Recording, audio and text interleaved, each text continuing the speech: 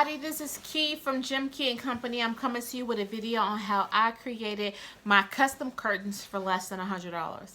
So when I was in the business of shopping for curtains for my dining room, I was looking for a certain look of a panel. I wanted it to be a little bit more elegant, not just a typical one color or a pattern that covered the entire panel. I wanted it to be a little different. So I was shopping around, online shopping, just stopping in different stores, just trying to get an idea of what I wanted. And I found some inspiration on Bed Bath & Beyond's website.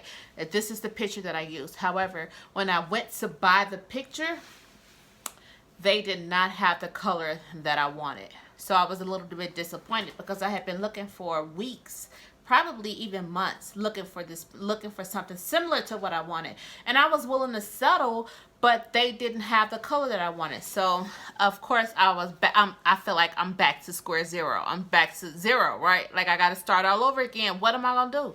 So I just stopped at Bed Bath & Beyond. I saw a curtain that I had already seen previously. It was $39.99 for a pack of 2.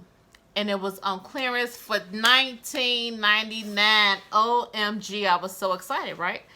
Guess what else? My little ghetto blessing, I had a 20% off coupon. So I bought 5 panels, which is 10. I bought 5 packs, which is 10 panels for $64. So as soon as I left Bed Bath & Beyond, I went on over to Walmart. I bought all the materials that I needed. Then I went home and me and Jojo got to work. We got to work. We got them curtains together and I loved it. I absolutely loved it. So if you want to see how I was able to go from this to this, watch to the end of the video.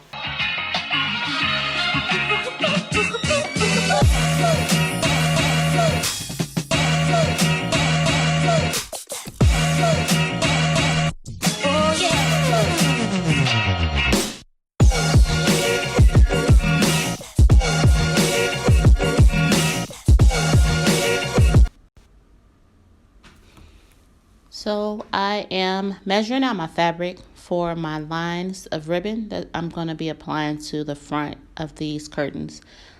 Now, I don't know how to sew. I've never known how to sew.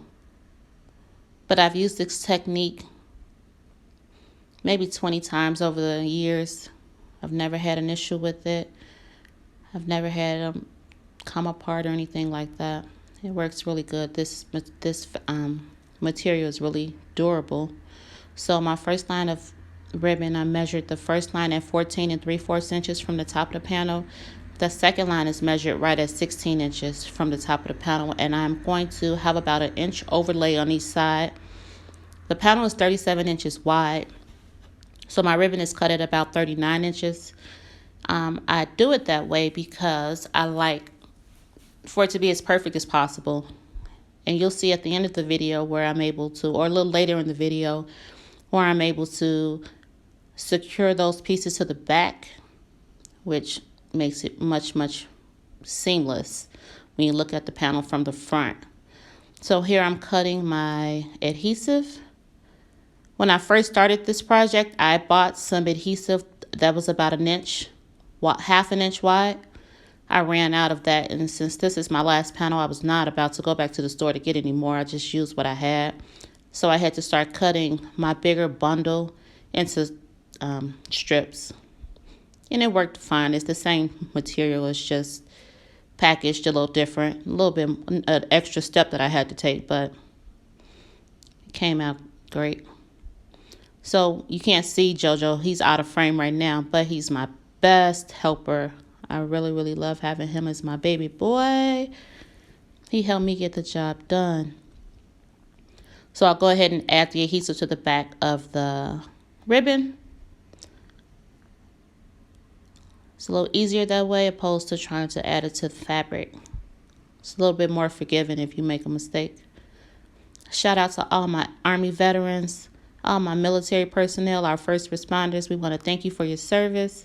My 21-year-old is serving in the U.S. Army right now, and I'm so very proud of him. I miss him dearly. I wish he was home with us, but he is creating his own path for his life, and I could not be happier. So we're going to go ahead and apply that first ribbon on. When I first started this project, I was using a really large cutting board that I have just to double check and triple check to make sure my lines were straight. But after like the third panel, I was able to just eyeball it, and I didn't need it anymore. So I'm just lining my ribbon up, applying it to the fabric, enjoying the little hip hop in between. So those first two panels are done. We're going to move on to the bottom. I'm sorry, the first two strips of ribbon is done. We're going to move on to the bottom of the panel. Just iron it, making sure I don't have any wrinkles before I apply the ribbon. So that third line is 61 inches from the top of the panel. Get it, Joe, get it. Fourth line is going to be 62 3/8 inches, and then the fifth line, which is the fatter ribbon, that's going to be 63 3/4 inches. I'll put all the measurements in the description. But you just need an iron. Directions says not to add water because you don't want the sting. I've done it both ways. It doesn't really matter as long as you allow the glue to set before you start manipulating the fabric. It'll stick the same.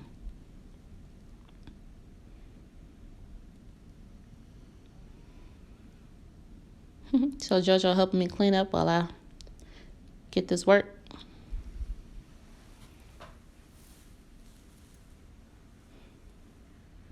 Clean as you go. That is our motto.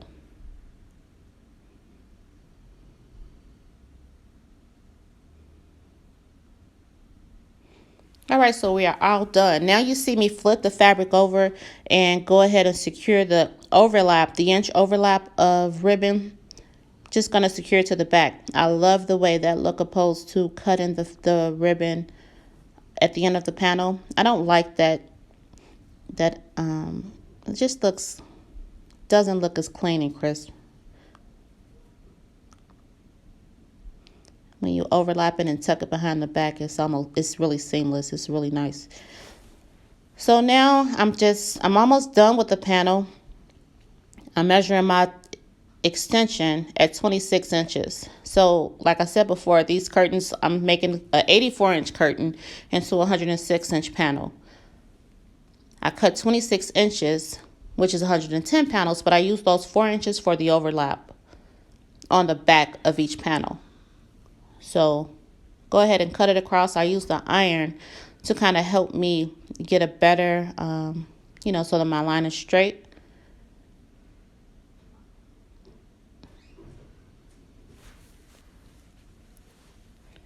So here I'm just applying my adhesive to the back of the larger panel. So I'll just, off screen, I'm going to go ahead and apply the bottom portion of the curtain panel to the top portion of the curtain panel using the same exact technique that I used on the front when I applied the ribbons. So I'm just going to give it another quick little iron down before I hang them, and that is it. Okay guys, I'm finally finished with the last panel. This took forever, but I'm so happy with the final product. I'm so happy with how my curtains came out. I'm so happy that I was able to save so much money, and I'm so excited to hang this last panel. So if y'all want to come with me, I'm about to jump on this chair, I'm about to put this panel up, and then I'm about to just enjoy my dining room because I